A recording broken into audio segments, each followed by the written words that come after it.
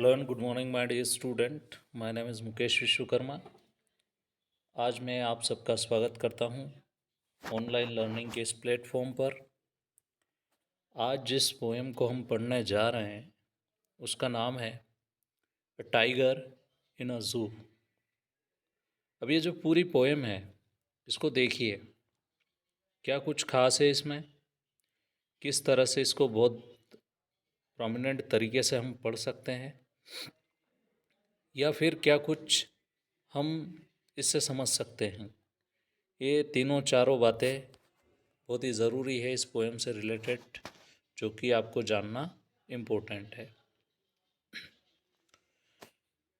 Tiger in जू, इसके title से ही आपको जहाँ तक पता लग पा रहा होगा कि ये एक ज़ू में किस तरह से टाइगर की कंडीशन होती है, किस प्रकार जो टाइगर ज़ू के अंदर बिल्कुल मजबूर हो जाता है। तो टाइगर को ज़ू की बजाय कहाँ होना चाहिए, क्यों उसे ज़ू में नहीं होना चाहिए, और अगर ज़ू में नहीं होना चाहिए तो उसे कहाँ होना चाहिए।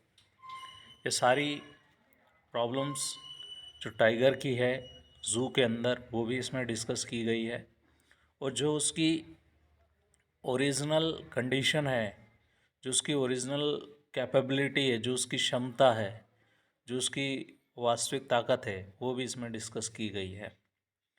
तो सबसे पहले इसको पर्सोनिफाइड किया हुआ है टाइगर को, तो ही से इसे संबोधित किया हुआ है।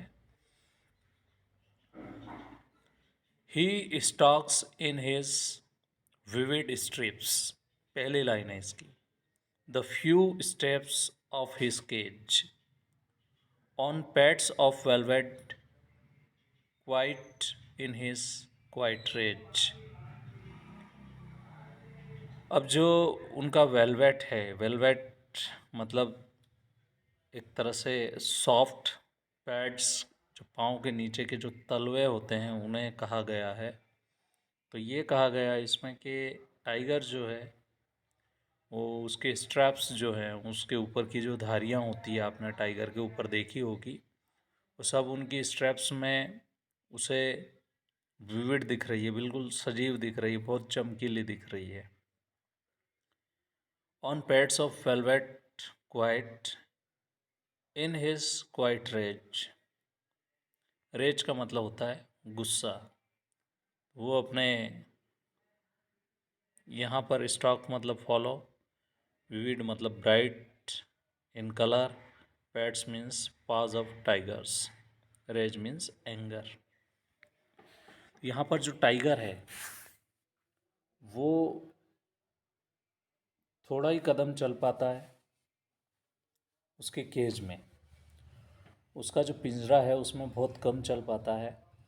रीज़न उसका आपको पता ही है कि पिंजरा बंद है, वो कोई खुला हुआ नहीं है, वो ज़्यादा घूम नहीं सकता। फ्यू स्टेप्स उसमें लेता है वो, और उसके तलवे जो हैं पाँव के नीचे के, पंजे के नीचे के, वो वेलवेट जैसे प्रतीत हो रहे हैं। और वो उसके क्वाइट रेज में, अब ये जो क्वाइट रेज है ये वर्ड ऑक्सीमोरन का एग्जाम्पल है इसमें।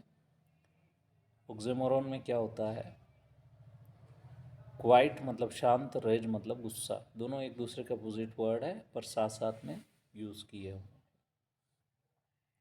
वर्ड मीनिंग आपको मैंने पहले ही बता चुका हूँ मैं, तो इसके पहले स्ट्रिंजा का मतलब तो यही होता है। इसमें राइम स्कीम ए बी है, पर्सोनिफिकेशन यूज़ हुआ है, मेटाफोर यूज़ हुआ है, इंजाबमेंट हुआ है। इंजाबमेंट के बारे में आपको नहीं पता हो तो मैं बता देता हूँ। बिना पंक्चुएशन के अगले सेंटेंस की शुरुआत हो जाना, यही इंजाबमेंट कहलाता है। एक इमेजरी इसमें यूज़ हुई है, poet tries to create an image about the tiger. Tiger की जो इमेज क्रिएट करने की कोशिश की गई है वो इमेजरी इसमें यूज़ हुई है। Consonance use of S sound stock his strips. Assonance भी इसमें यूज़ हुआ है, use of vowel sounds. Assonance में क्या होता है, वोवेल साउंड रिपीट होता है। कॉन्सोनेंस में क्या होता है, कॉन्सोनेंट साउंड का यूज़ होता है, साउंड ऑफ स्ट्रोक्स और like that, bar bar repetition S sound का। ऑक्सीमोरॉन इसमें यूज़ हुआ है, क्वाइट रेज, जैसा मैंने आपको बताया। अब आते हैं इसके नेक्स्ट स्टेंजा पे। इसका जो नेक्स्ट स्टेंजा है,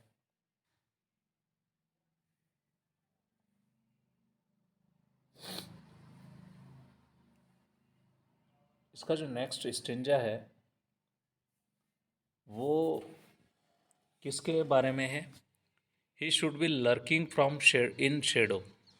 उसको तो कहीं shadow, sliding through the long grass, लंबी लंबी घास में होना चाहिए था, उसको पिंजरे में नहीं होना चाहिए था। पोएट ये बोल रहे हैं कि टाइगर को पिंजरे के अंदर कतई नहीं होना था। Near the water hall, water hole का मतलब जहाँ पर पानी भरा रहता है, तालाब या ऐसा कुछ। अक्सर ये आर्टिफिशियल और नेचुरल दोनों होते हैं, तो इसमें पानी भर दिया जाता है, तो इसमें से टाइगर्स वगैरह जो भी एनिमल्स वगैरह यहाँ से पानी पी सकते हैं। तो near the water hall where plump deer passes, और जहाँ से क्या है, प्लम्स डियर पास होते हों।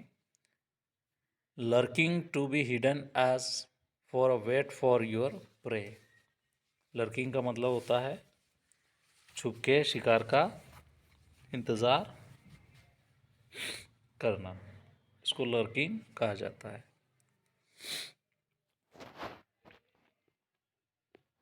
तो उसे लंबी लंबी घास में होना चाहिए, छुपा हुआ। राइम स्कीम इसमें A B enjambment, line continue to the next line without punctuation, enjambment. Alliteration, the use of sound P at the start of two words. प्लम पास इमेजरी इसमें यूज हुई है। Tiger with where fangs, white fangs, tiger जो उसके दांत जो है पूरे सफ़ेद दिखने चाहिए। He should be snarling around the houses, उसको कहाँ अपनी गर्जना और दहाड़ सुनानी चाहिए, घरों के आसपास। At the edge of jungles, जंगल का एज कहाँ ख़त्म होता है, जहाँ से इंसानी बस्ती शुरू होती है, वहाँ जाके। Bearing his white fans his class, और अपने पंजे से और अपने सफ़ेद दांतों से लोगों को टेरराइजिंग करना चाहिए, डराना चाहिए गांव में। वर्ड मीनिंग से इसमें snarling, warning sound made by the animals. Baring, uncovered fangs, sharp teeth. इसका मीनिंग तो मैंने आपको बता दिया, ठीक। तो ये हमारी पोएम जो है फिनिश हो चुकी है। इसको आप भी पढ़िए, इन्जॉय कीजिए। कोई प्रॉब्लम आए तो कमेंट बॉक्स में लिखिए, या आप मुझसे भी कांटेक्ट कर सकते हैं किसी भी प्रॉब्लम से related. Dear student, thank you so much for joining me. Have a great day.